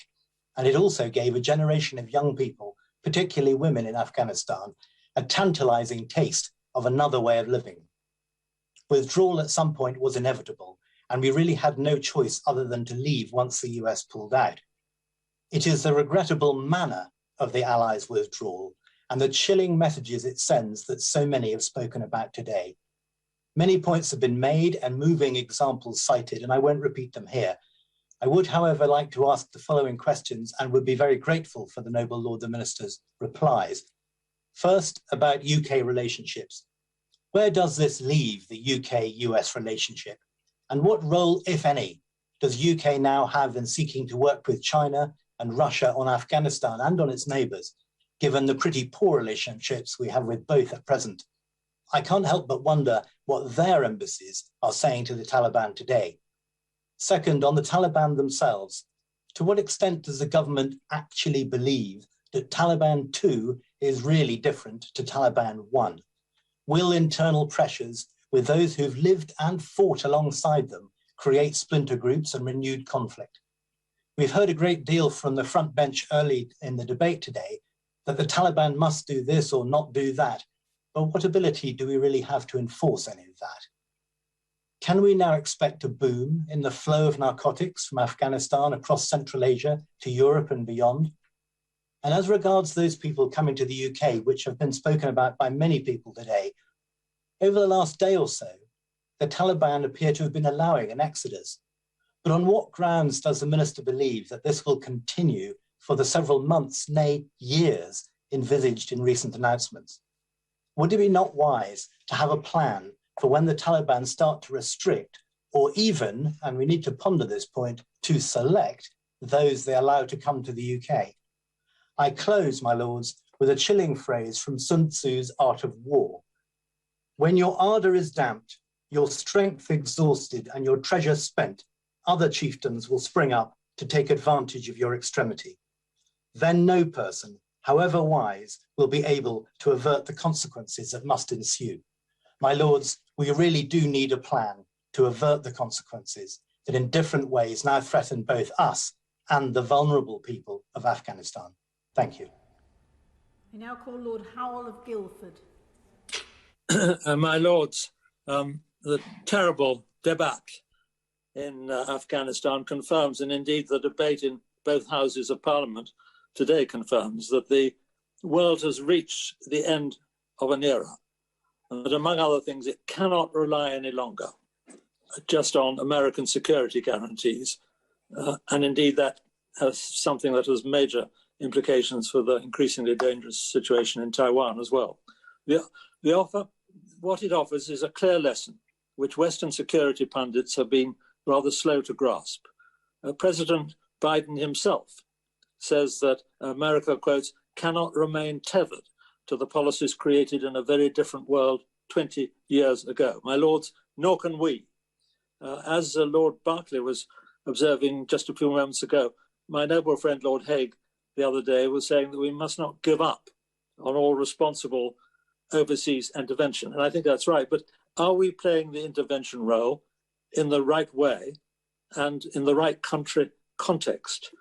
In truth, our long intervention in Afghanistan was the classic, old-fashioned military occupation kind of the sort which worked in past centuries, although only with great difficulty in Afghanistan. But in this revolutionary digital power age, influence, persuasion, and peacemaking or peace imposing work in completely different ways.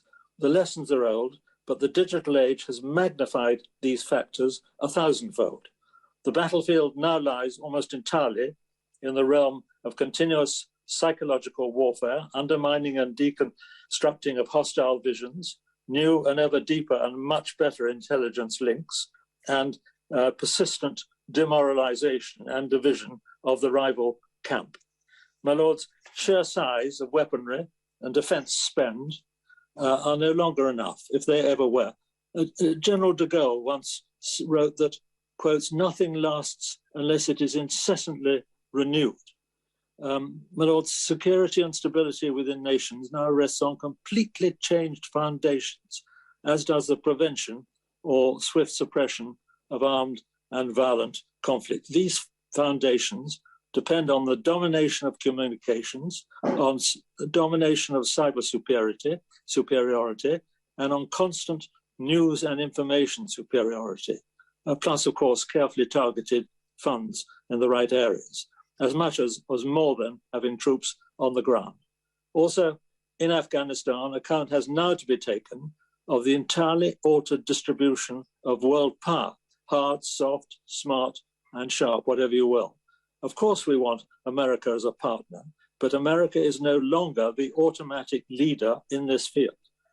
I realize all this is very difficult for the traditional policy and planning mindset to grasp, but to root out medieval dictatorships and the lawless terror methods they use, we now have actually to work with, and this is difficult, we have to work with, at least on this front, with China, Russia, Asian and African powers generally, and the new networks which now govern and are reshaping the modern world, including, of course, the worldwide Commonwealth network itself.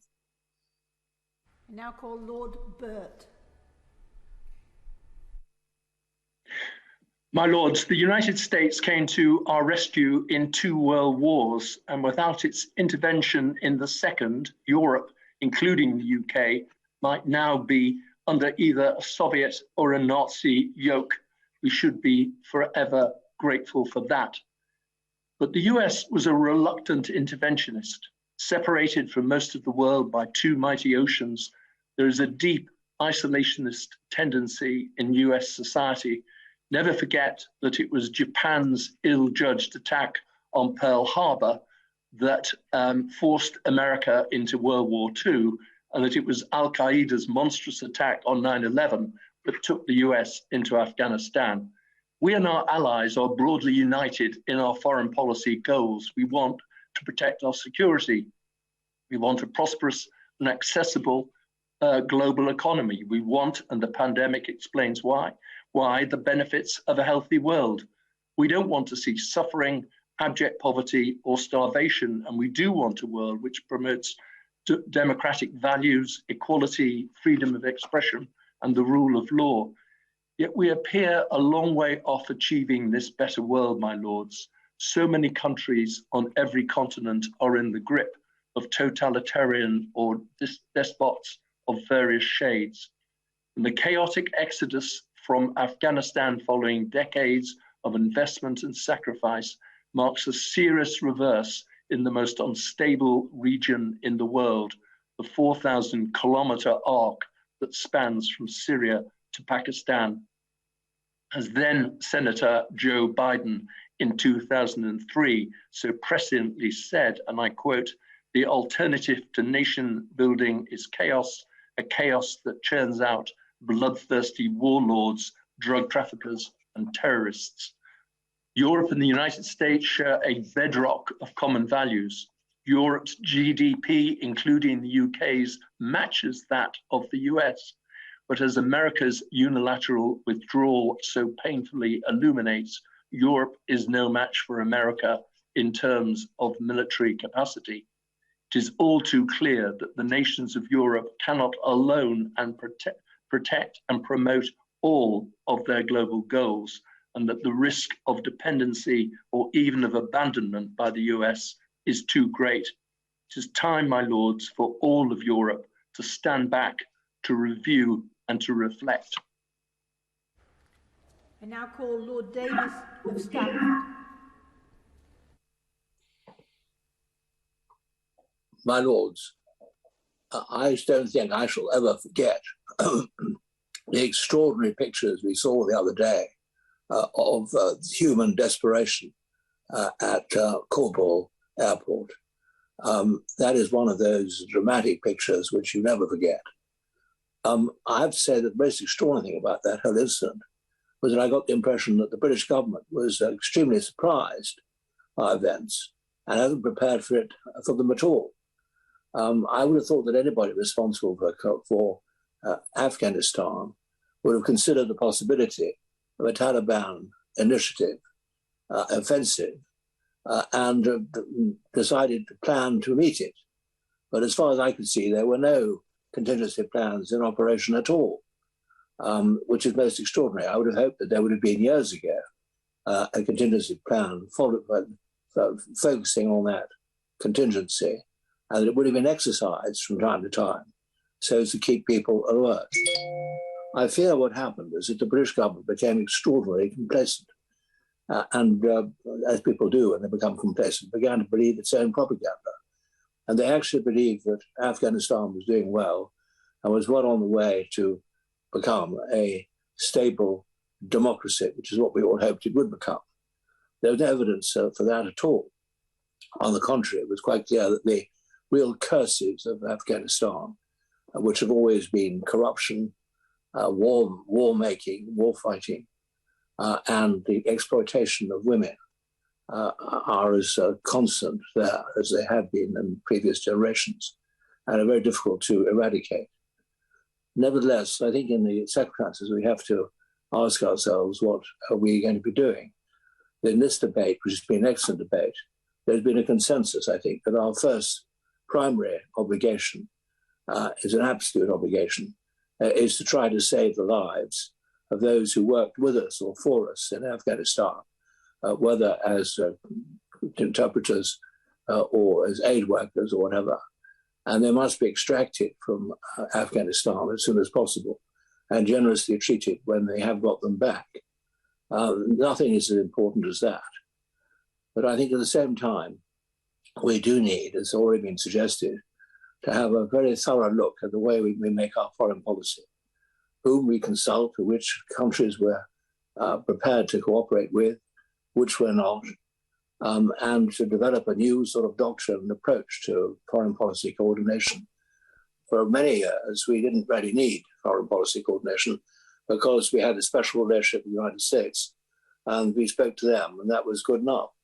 And then we joined the European Union, and we were within a structure, insofar as the European Union was concerned, developing coordinated foreign policies, which was a good idea in principle. Both of those things are now gone. And I'm afraid relations with the Americans are going to take a lot of repairing.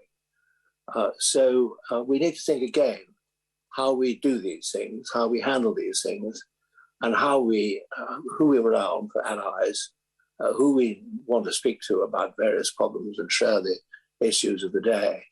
That needs to be done quite systematically. It needs to be done, hopefully, quite quickly, because we don't have very much time.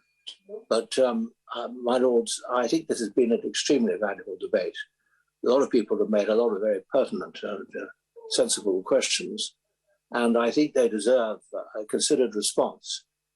It wouldn't be reasonable to expect the government to give that considered response in the course of a brief wind-up speech.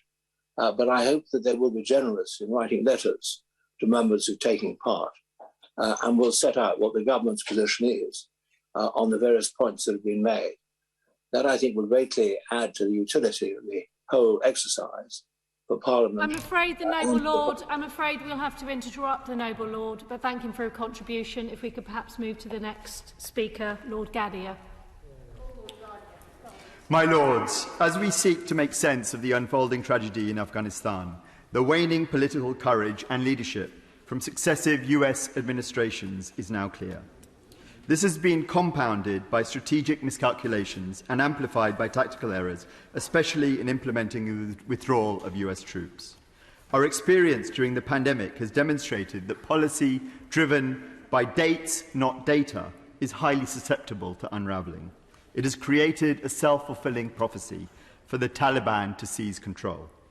Although the UK is regrettably a policy taker, not maker, in this situation, we cannot absolve responsibility and must face the immediate consequences.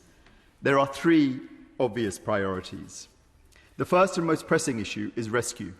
As someone who comes from a community of refugees, the Ugandan Asians, who were forced to flee their country overnight, the scenes from Afghanistan are especially harrowing. They spark uncomfortable flashbacks to events 49 years ago this month, leading to the evacuation of nearly 60,000 people, about half of whom took refuge in this country. In 1972, the then Prime Minister, Edward Heath, fulfilled the UK's moral and legal responsibility. We must do so again. I agree with the Foreign Secretary that we are a big-hearted nation, and the bespoke asylum scheme is welcome. We must keep the criteria under review, but above all, execute with urgency, and do so without artificial caps, securing safe passage for evacuation. Every minute and hour is crucial in saving lives. The second consequence is dealing with Taliban 2.0, which is now far better funded and organised and increasingly media savvy. The ink is barely dry on the UK's integrated review, which promised deeper engagement in the Indo-Pacific. This is the first big test of global Britain, especially our ability to navigate shifting power balances, which leads neatly to the third concern, namely elevated instability across the region. An estimated 30,000 mercenaries have been trained. No longer required to capture Kabul, they are ready to be deployed elsewhere. Countries like India and Bangladesh are bracing themselves. Even Pakistan is not immune from the forces of destabilization and an influx of refugees. South Asia's population of nearly 2 billion people have enough challenges in managing the pandemic, accelerating vaccination and spurring economic recovery. The last thing the region needs is the turmoil associated with regime change and the intensified export of terror.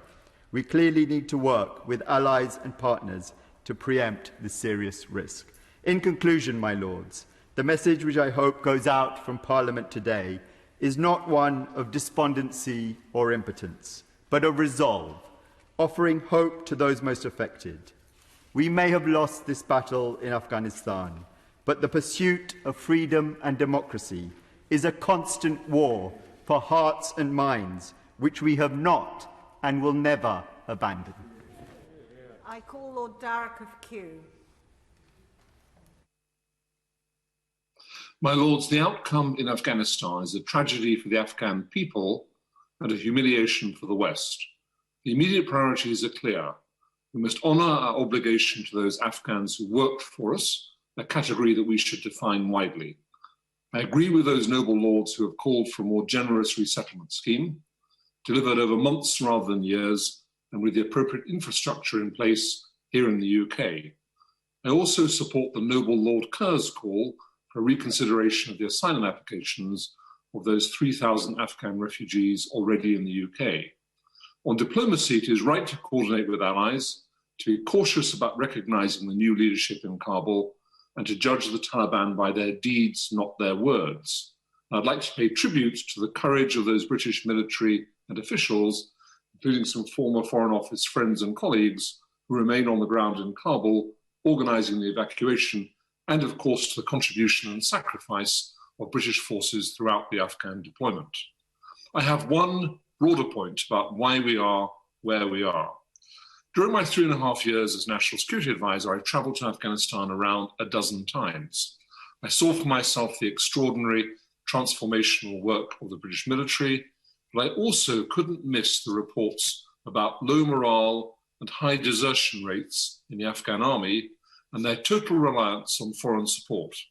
I would hear that without our presence, they couldn't maintain the equipment we were giving them, they couldn't get basic supplies to their bases, and they couldn't get their wounded to hospitals. It is now being reported, all too believably, that in the run-up to this collapse, most Afghan soldiers hadn't been paid for months, and that when the fighting started, there was a failure to get ammunition to those in the front line. No wonder the collapse was so swift. It was also clear to me that corruption was deep and endemic in the Afghan system. While the Afghan people didn't want to return to Taliban rule, nor did they appear to have much attachment to the government they lived under. We went into Afghanistan in the wake of 9/11 to destroy al-Qaeda. That mission evolved into something approximating to nation building. We had the best of motives, but we were working in an environment where the ordinary Afghan soldier felt little loyalty to his commanders, where the army couldn't function without hour-by-hour support from international contractors, where the government was seen by the people as the corrupt and ineffective creature of foreign powers. In short, we set ourselves a Herculean task that was going to take decades. Meanwhile, the Taliban strategy was one of waiting us out, expecting our resolve to break, as it did. To compound this failure, the abject Trump exit deal of last year effectively gave the Taliban 18 months to plan their final assault. So there was, in my view, never any chance that the Afghan army, after we abandoned them, would hold out.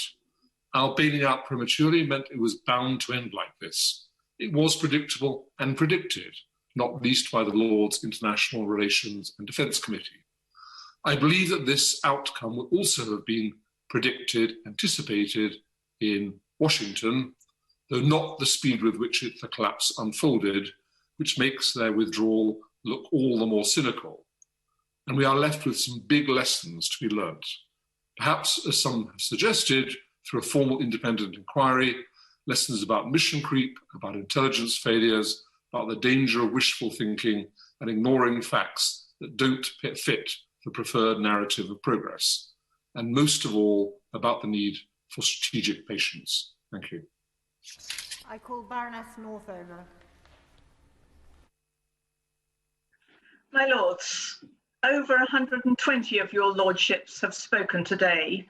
We have had passionate and well-informed speeches, including from those who've had long engagement with Afghanistan, whether in the forces, intelligence, diplomacy, development, or in other ways.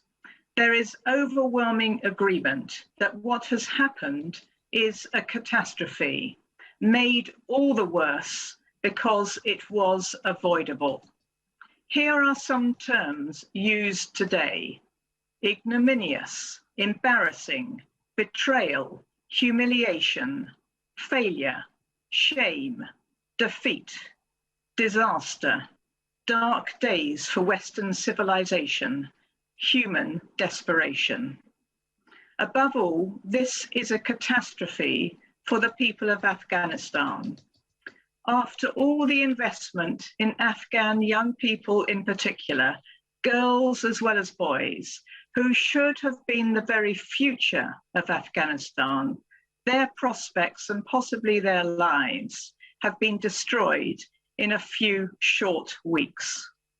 Women and girls have had their lives cast into the shadows. We already hear that women are no longer seen at work, in education, or in the street. They are being subjected to appalling attacks, whatever the Taliban leaders may be saying. As Baroness de Souza pointed out, significantly, the Taliban agreed to no provision for women's rights in the so-called peace talks that President Trump initiated. I too pay tribute to our own troops, families and friends of the 457 young men and women who lost their lives in Afghanistan will be wondering what their terrible loss was all for. Who could not be moved by what Tom Tugendhat said in the Commons today? And what distress and bitterness may be felt by those whose lives have been so damaged by physical and mental injuries. And my noble friend, Baroness Brinton and others are right to highlight this. 20 years ago, after the atrocity of 9/11, there was international agreement to go into Afghanistan. Yes, that was to tackle Al-Qaeda, but it was also wider, as Lord Ricketts said. It was engagement with a failed state that was the breeding ground for terrorism. And I recall my much lamented friend, Lord Garden, with both his military and strategic background, saying that engagement would need to be for at least 30 years, if not much, much more. Long engagement was required so that this was not a failed state, with the terrorism risk deriving from that. My noble friend Lord Newby points out that the US engagement in Europe after the Second World War still holds today. Of course, we know that the West, and in particular President Bush, was deflected by the conflict in Iraq, as my noble friend Lord Bruce pointed out. And we also know that corruption undermined development.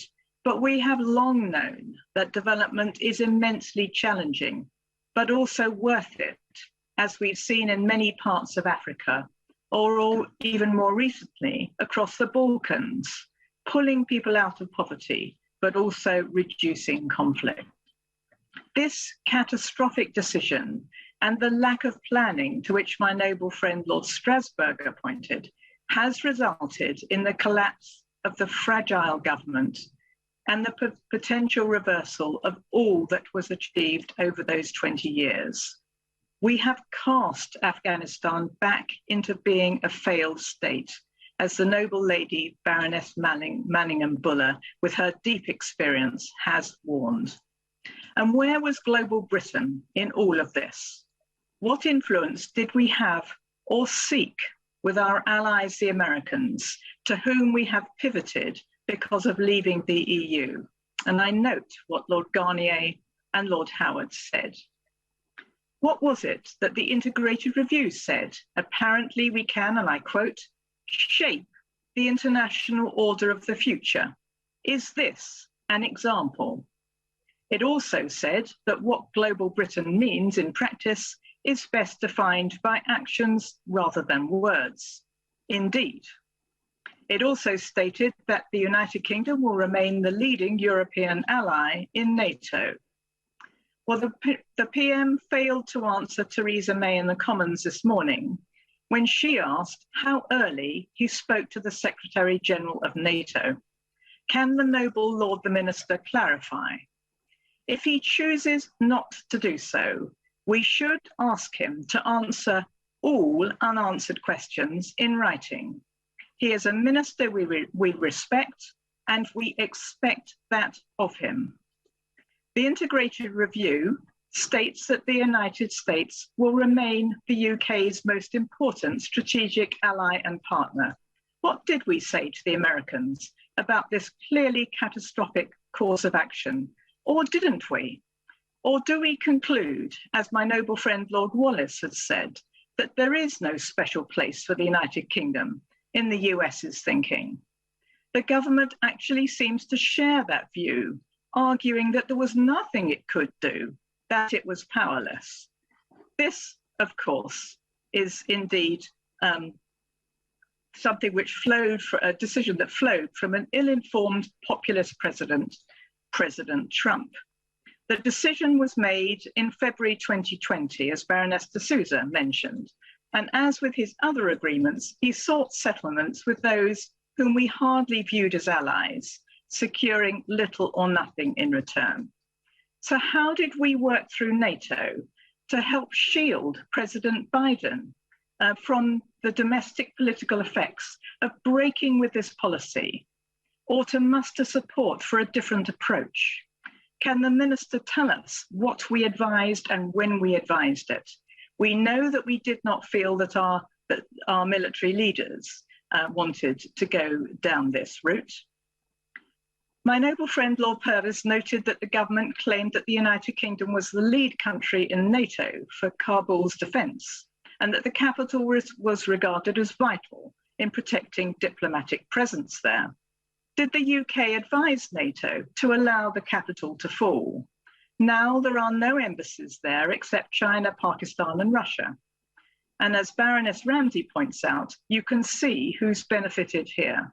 And Baroness Verma points out that China is likely to supply the Taliban with funds, reducing even further our leverage. As my noble friend Lord Campbell has said, we have lost influence, trust and reputation. And as others have said, and including my noble friend Baroness Smith and Newnham, we do indeed need an independent inquiry into our engagement in Afghanistan, but surely above all, the manner of our abandoning the country. We are rightly talking now about how we assist people out of the country, as a number of noble lords, including my noble friends, Lord Delakia, Baroness Jolly, Lord Jones, Lord Roberts, Lord Taylor and Baroness Walmsley, and others have urged and explored. And what a terrible indictment that is of what we now see as the future path of Afghanistan, that we have to help out of the country their best and brightest. Noble lords have been acerbic about the plan, which, as my noble friend Baroness Ludford pointed out, was only announced last night, that we should take 20,000 refugees, but over 5 years, waiting for most of them to be at major risk first, it seems. As the Right Reverend Prelate, the Archbishop of Canterbury said, this needs to be a moral, not a numbers issue. Safety from the Taliban should not just be for foreign nationals or the lucky few who made it in time to Kabul airport. How exactly, with an internet blackout, are people to fill out applications to leave? Does the government recognise that anyone seeking to leave now puts themselves at risk because of the Taliban control of all areas with their checkpoints? And there are so many that need to be helped. Afghan interpreters to whom Baroness Cousins and others have referred, journalists, especially women journalists, and those working for the BBC, parliamentarians, especially women parliamentarians, and I think particularly here of those with whom I've engaged and praised for their returning to their country of birth, and feel so worried now for them, as is my noble friend Baroness Hussein Etchi. And those who've worked for the British Council, women judges, as mentioned by Lord Judge and Lord Goldsmith, those involved in teaching girls, and this was an area that the Prime Minister said was a priority for him. Chevening scholars and others, and it was astonishing that at first the government was asking Chevening scholars to wait.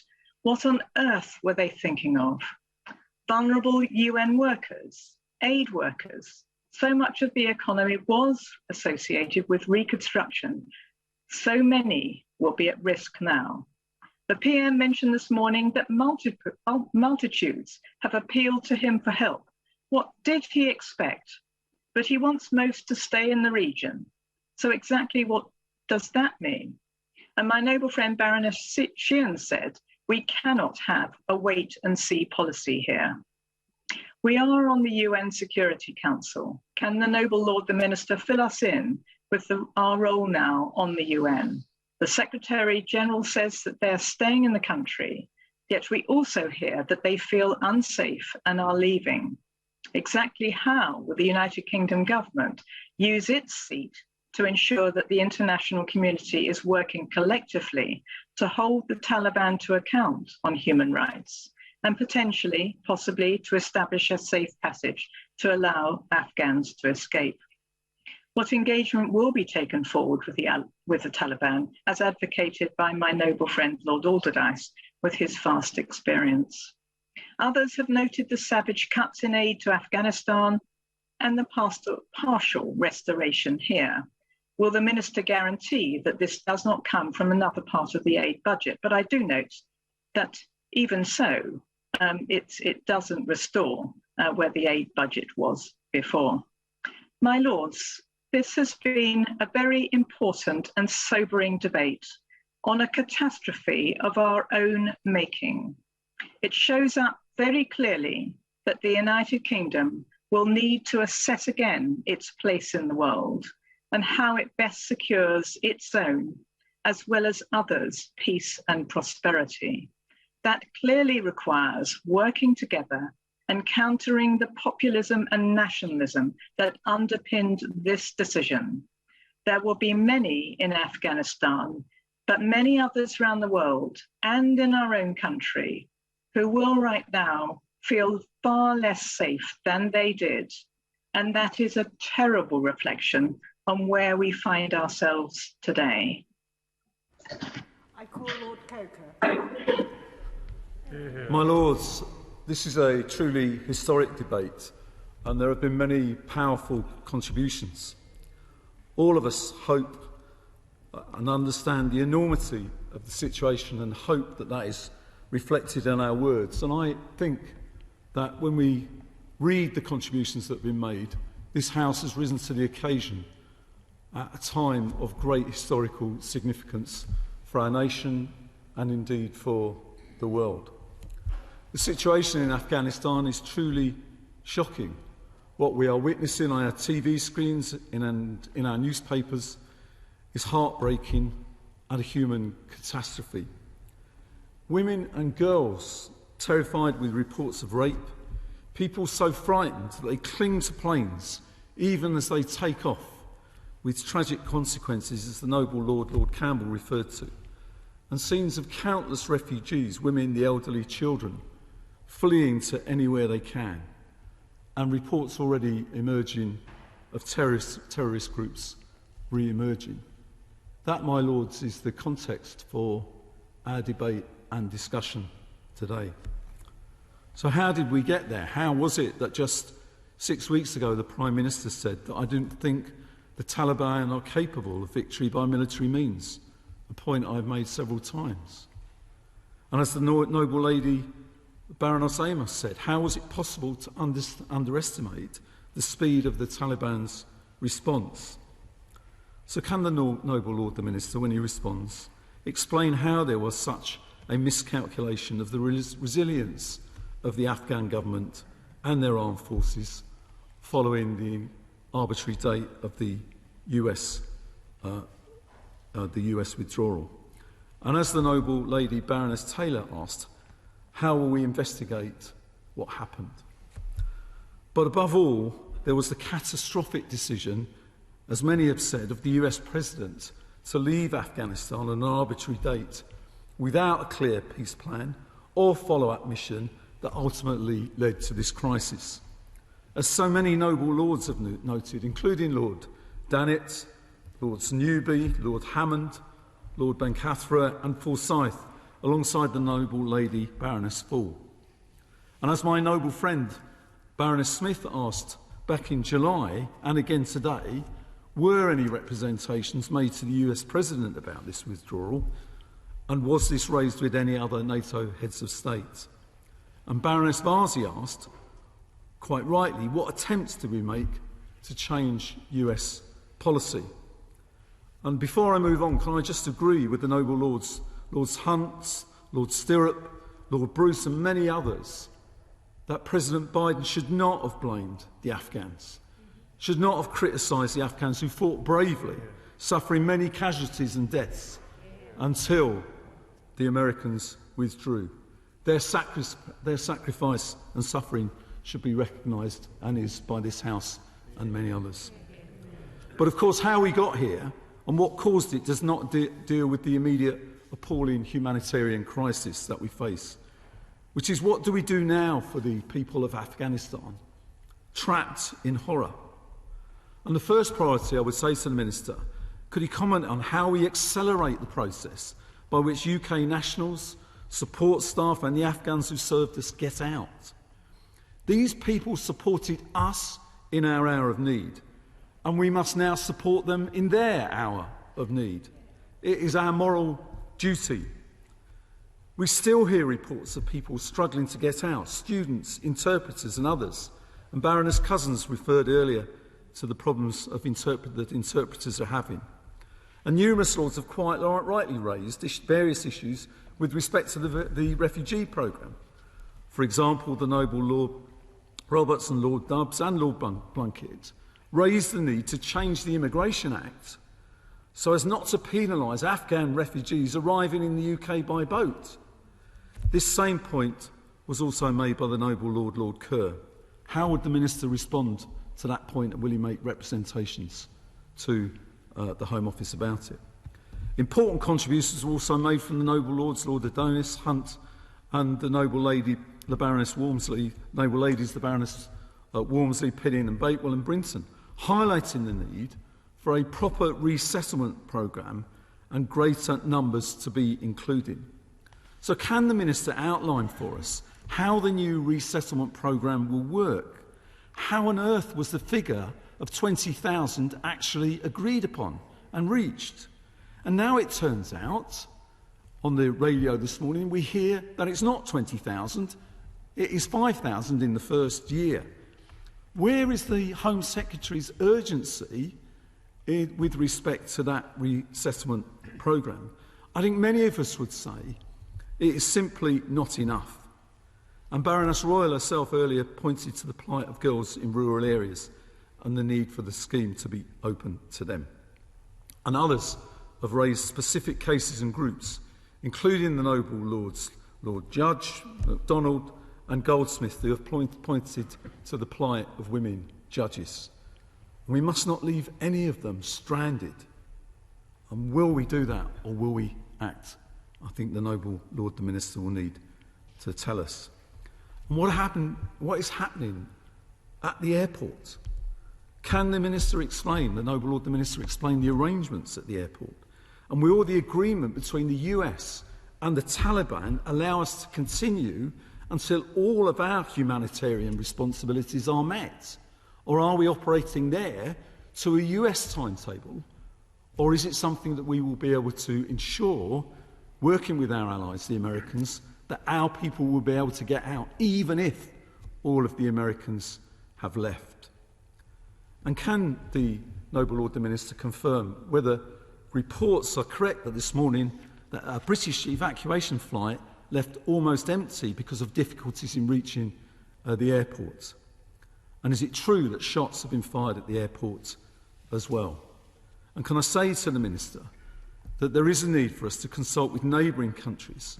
And I would ask him what discussions are taking place with the UN and the regional countries about a broader refugee programme which will deal with those people seeking to go into the neighbouring countries that border Afghanistan as they flee the terror that they face. And the plight of women and girls, as so many members of your Lordship's House have mentioned, have highlighted the plight of women and girls.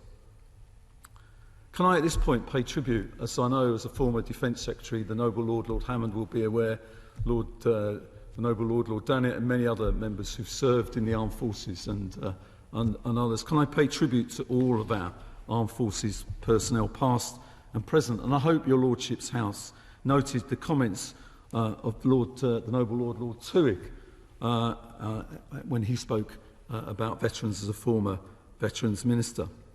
But indeed, many of the veterans are here, not only in this House, but in the other place, and also members of staff who've contributed to the defence of our country. And we should salute all of them. And they should know that we salute all of them. And that we don't take their service for granted. And that we respect them and honour them for not only their place in this House, but for what they did in ensuring that we can, in this House, have the freedom of speech denied to so many others. They served their country, did their duty, but sadly with 457 losing their lives, while others suffering injury or trauma.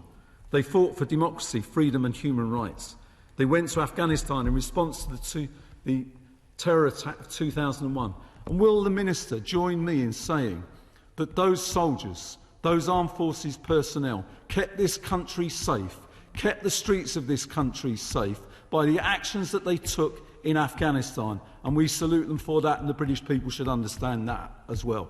It wasn't a waste for them going there. They protected their country, their communities and their families by doing that. And again, we salute them for doing that. And will the Minister join me in recognising with that? And can the Minister say as well, the Noble Lord the Minister, say, and just for explanation purposes, what the Defence Secretary meant when he talked about the military could still deal with a growing terror threat, either through cyber or a kinetic strike. And can I just say, we all as well welcome the authenticity and integrity of the current Secretary of State for Defence, and in the way that he showed, without embarrassment, his desire and to ensure that he did all that he could to get as many people out of Afghanistan as he could. And I think that was not a sign of weakness, but a sign of strength. And I salute him as well for that. So, as my noble friend, the Baroness Ramsey, pointed out, we need to talk to Pakistan, we need to talk to Russia, we need to talk to China. And will the Minister say, what is the Noble Lord the Minister say, what is the government's policy with respect to talking to the Taliban? Is it to talk directly with the Taliban, or is it to talk through third parties with the Taliban? I think we need to understand and know what the Minister feels about that.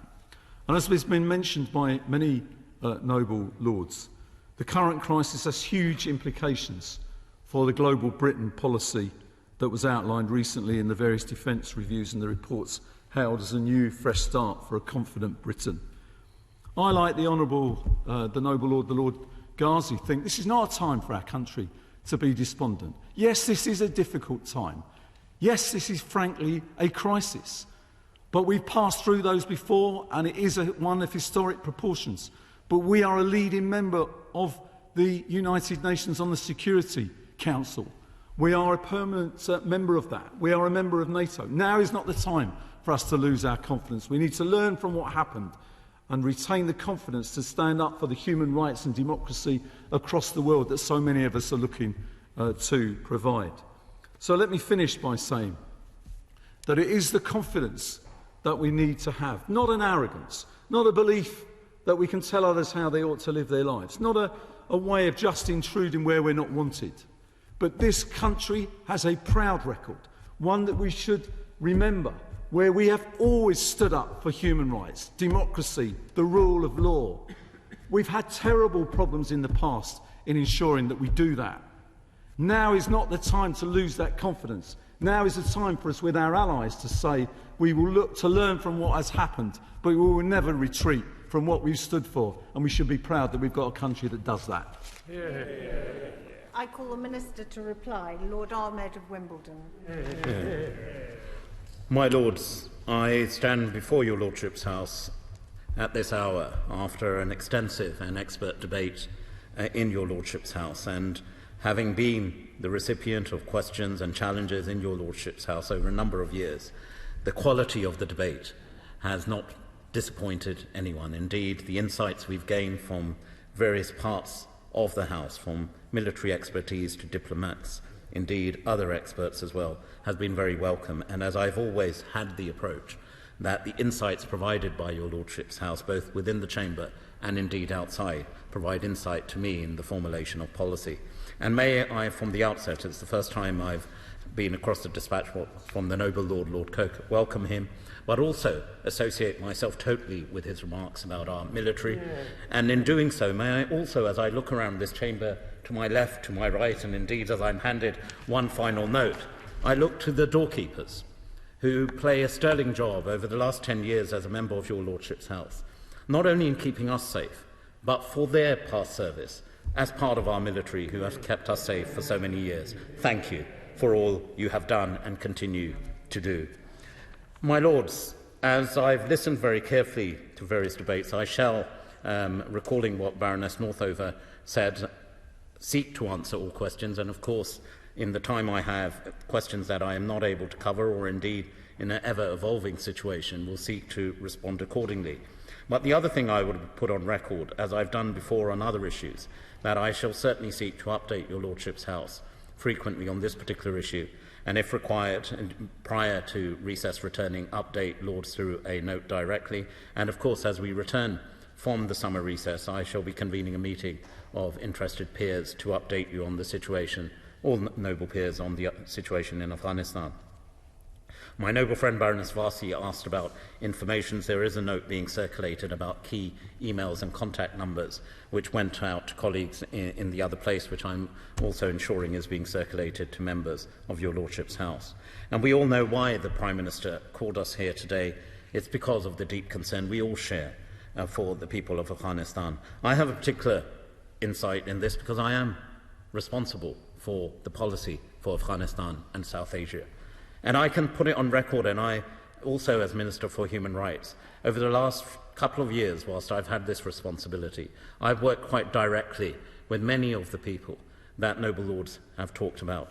Baroness Royal talked about those fantastic young ladies and girls of the orchestra. My noble friend Lord Vasey talked about the cultural instincts. I remember maybe it was about 18 months ago, welcoming these young girls for the first time to the UK, hosting a reception at Lancaster House and watching them play beautiful music. And my assessment, Lords, under a Taliban regime is a dire one. I make an assessment, and I've always quoted that. Indeed, the International Development Committee and Defence Committee, the Foreign Affairs Committee of your Lordship's House, when they questioned me, I have gone right to the pinpoint that the ideological base of this organisation, that is the Taliban, is the thing that we should challenge. I speak as a Muslim. I speak of as a Muslim. We've had debates and discussions on Islam and its role. And I say to the Taliban quite directly from the outset, the chapters of the Holy Quran, with the exception of one, start with the words, "In the name of God, the most merciful, the most merciful, the most beneficent."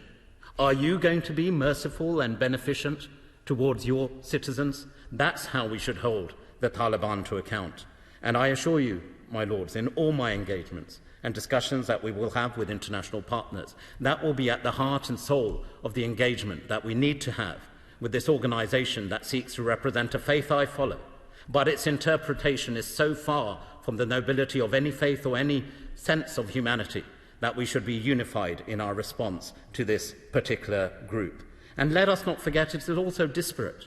Just because we have now polished spokesmen articulating that rights of women matter, it doesn't mean that local commanders will follow suit. And we need to follow a very fluid situation very, very carefully. And I take on board the points that were made by the noble Lord Green, the noble Lord Berkeley, my noble friend Lord Dubs, the noble Lord Lamont, my noble friend also talked of noble Lord Dubs and the noble Lord Lilly, about the importance of learning lessons. And I assure you, both whether it's in a formal way or indeed from as we evolve our policy, we do exactly that.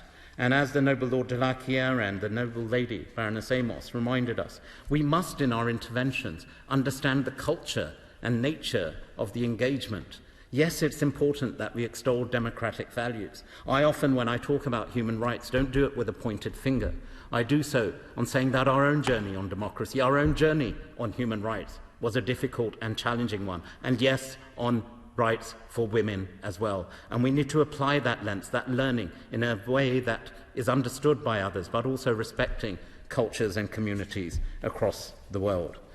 Now, the nature of the US decision to withdraw has been a focus.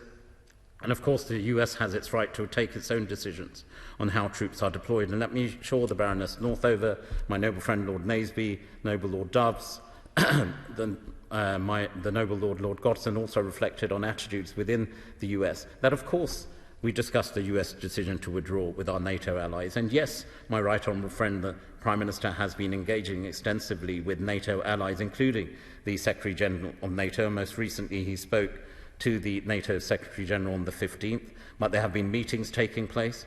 But what was understood, and my right honourable friend, the Defence Secretary, articulated, that the reasoning was that with the extensive nature of the US engagement, there was no viable military option without the US, and we need to be realistic about that.